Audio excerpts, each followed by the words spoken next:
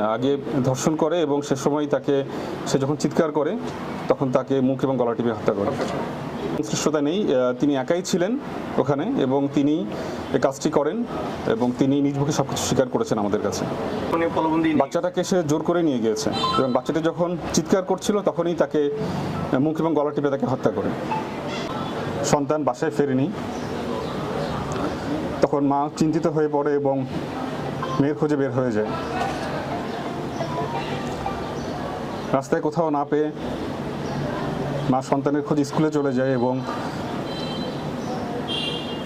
শিক্ষকদের জিজ্ঞাসাবাদে তিনি জানেন তার মেয়ে চলে গিয়েছে 10টার পরেই।